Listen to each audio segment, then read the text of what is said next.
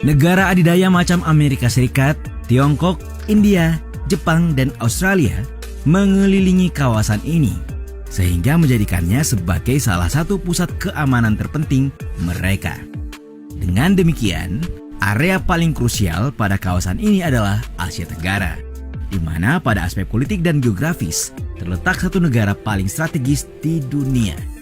Ya, negara yang dimaksud adalah Indonesia. Setidaknya dari berbagai analisis, terdapat 3 alasan utama yang menjelaskan potensi Indonesia sebagai negara paling strategis di dunia, atau setidaknya di Asia. Apa sajakah itu? Berikut ini ulasannya.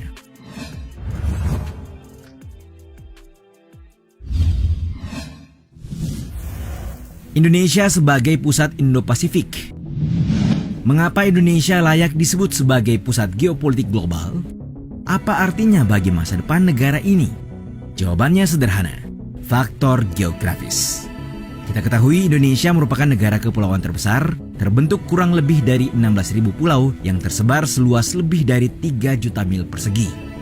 Luasnya yang mencakup 1,2% dari luas daratan dunia atau 1.904.569 km persegi dengan 5 pulau utama, Sumatera, Jawa, sebagian besar Kalimantan, Sulawesi, dan setengah dari Papua, menjadikan negara ini sangat besar. Membentang lebih dari 3.000 mil atau sekitar 4.800 km persegi dan melintasi 3 zona waktu WIB, WITA, dan WIT. Jarak tersebut kira-kira sama dengan dari kota New York AS menuju ke Lisbon, Portugal. Di samping itu perbatasan daratnya mencakup dengan Malaysia, Papua Nugini, dan Timor Leste. Sementara tetangga lainnya termasuk Singapura, Filipina, Palau, Australia, dan Kepulauan Andaman, serta Nicobar di India. Indonesia merupakan negara terpadat keempat di dunia. Data terakhir bersumber dari World Population Review per Mei 2022. Negara ini dihuni oleh 278.838.027 populasi, di mana sekitar 150-an juta di antaranya menetap di Pulau Jawa, salah satu pulau terpadat di dunia. Sementara ibu kota Jakarta menyumbang sedikitnya 10 juta lebih manusia. Nah, fakta demografis ini menghadirkan tantangan tersendiri dan unik yang mana kita akan bahas nanti. Karena di bagian ini pembahasan akan terfokus pada bagaimana alam membentuk nilai strategis dari Indonesia. Seperti disebutkan di bagian pembuka, nilai strategis pertama Indonesia terletak pada posisi sentralnya dalam jalur laut global. Kenyataan ini tentu sangat menguntungkan, apalagi sebanyak 90% perdagangan dunia diangkut melalui laut. Dan tentu, letak Indonesia yang berada di antara 2 samudera besar, Samudra Pasifik dan Hindia, akan makin mempertegas posisi Indonesia. Ya, mayoritas rute perdagangan di 2 samudera tersebut melewati sebagian atau bahkan seluruh teritori perairan Indonesia. Kementerian Perhubungan RI dalam rilisnya menyebut 40% dari 90% perdagangan laut dunia melewati Indonesia.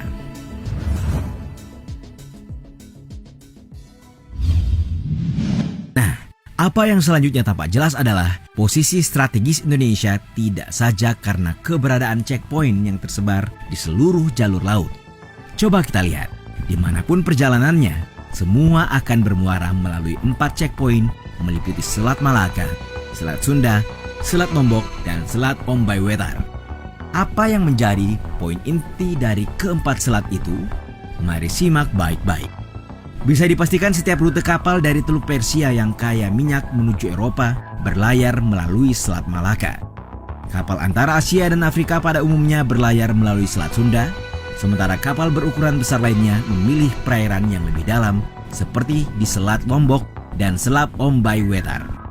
Sebagai ilustrasi, dalam tulisan bertajuk China and the Malacca Dilemma, sekitar 70% impor minyak Tiongkok melewati Selat Malaka dan angka tersebut dipastikan meningkat. Impor Jepang dan Korea Selatan juga melalui jalur yang sama. Dengan pasar dan peran Asia dalam perdagangan internasional terus meningkat, peranan strategis Indonesia dalam perdagangan maritim dunia pun akan terus meningkat. Kita tahu Selat Malaka merupakan salah satu checkpoint terpenting di dunia. Sekitar 10.000 kapal melintasi selat ini setiap tahunnya.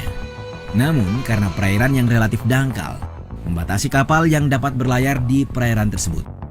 Nah, disinilah peran strategis Indonesia. Ya, untuk kapal yang lebih besar, satu alternatif yang terdapat pada checkpoint perairan Indonesia adalah Selat Sunda.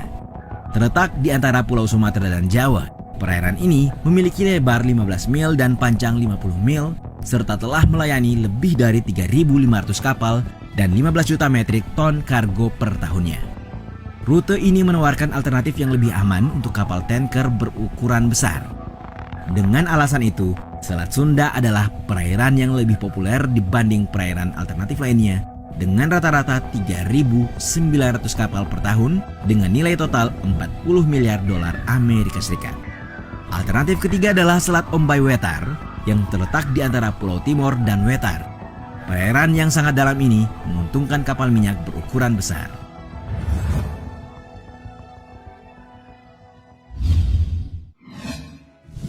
Diplomasi ASEAN dalam keseimbangan rivalitas AS-Tiongkok. Indonesia memiliki peran penting dalam perdagangan lintas laut dunia. Peran selat-selatnya menjadi gerbang penting dalam menjelaskan mengapa